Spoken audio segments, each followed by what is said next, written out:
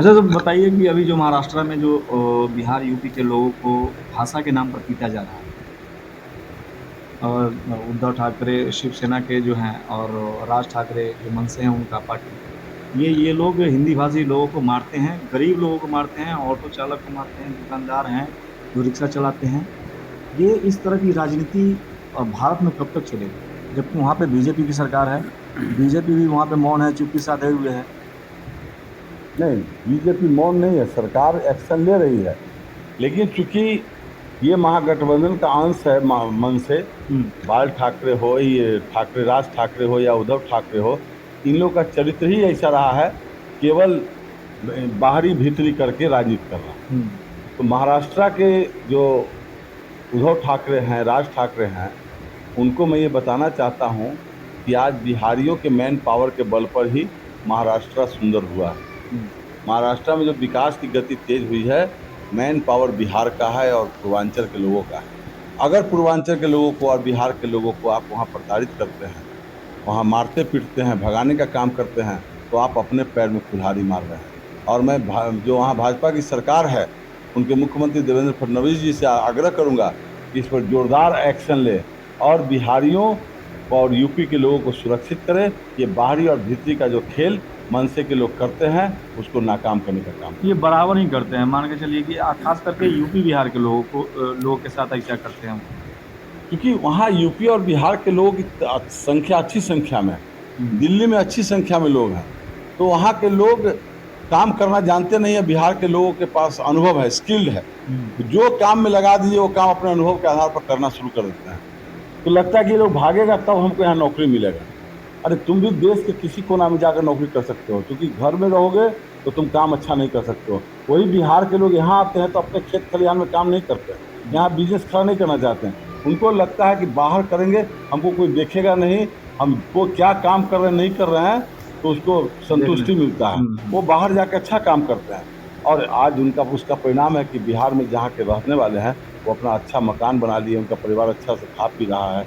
तो उसी इसी काम से वहाँ के लोग, महाराष्ट्र के लोग जो जुड़े हुए हैं, मनसे से जुड़े हुए हैं, इन लोगों का यही काम है। इसके लिए शासन प्रशासन वहाँ टाइट होगा तो इनका अंकुश इनका रहेगा। कहने का मतलब सीधा सीधी गुंडा कर देना है। तो गुंडागर्दी तो करते ही है वो लोग।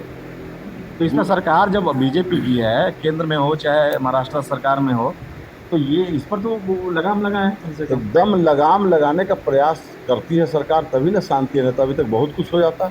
सुशील केडिया के घर पर भी जाके पथराव उथराव करके तोड़ कर दिए है हैं, ना, तो गुंडा, हर बिजनेसमैन वो को जो भी। संविधान को नहीं मानने वाले लोग हैं, हम्म। जो महागठबंधन से जुड़े लोग हैं, चाहे कांग्रेस के लोग हो चाहे मनसे के लोग हो, ये सारे लोग संविधान को मानते नहीं है। संविधान के साथ आज़ादी के बाद से खिलवाड़ करना शुरू किया था, पिछड़ों दलितों के साथ अन्याय करने का काम किया था।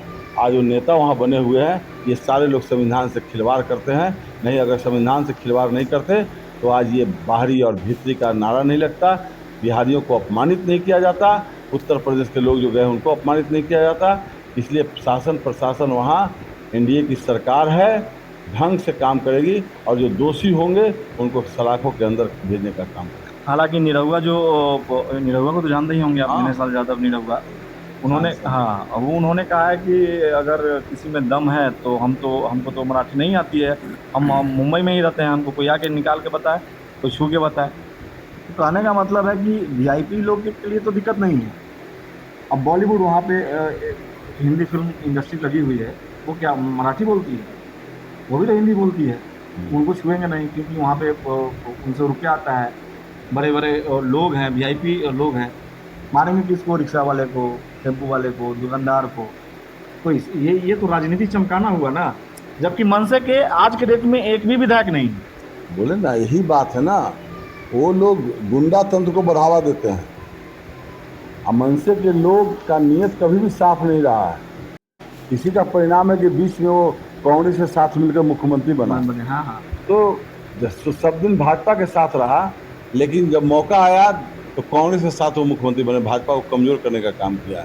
और निरहुआ जी वहाँ रहते हैं, सैकड़ों बिहारी हम्म। वहाँ कलाकार हैं, आर्टिस्ट हैं, और फिल्मी दुनिया में काम करने वाले ये मुकेश सहनी है, वहाँ भी सेट बनाते हैं। बनाते हैं, हाँ। ये सारे लोग वहाँ हैं। इन लोगों का भी दायित्व है, चाहे वो किसी दल से संबंधित हो, हम्म। मनसे के लोगों से बात करें और उन्हें कहें, डायरेक्ट कहें कि आप अगर बिहारियों के अस्मिता से खेलने का काम करेंगे, बाहरी भित्ति करने का काम करेंगे, तो हमारा भी राज्य अब डेवलप हो रहा है। अगर बिहार में, यूपी में फिल्म सिटी वो अपना रूप ले लेगी तो आप भूखे मरेंगे, पेट के लाले पड़ जाएंगे। चलिए, तो हम आपको बता रहे हैं कि हम अभी जिनसे बात कर रहे थे वो हैं सतीश राय, पूर्व विधायक पूरे राघोपुर के, और इन्होंने अपना वक्तव्य जो है अच्छे तरीके से आप लोगों के सामने रखा है।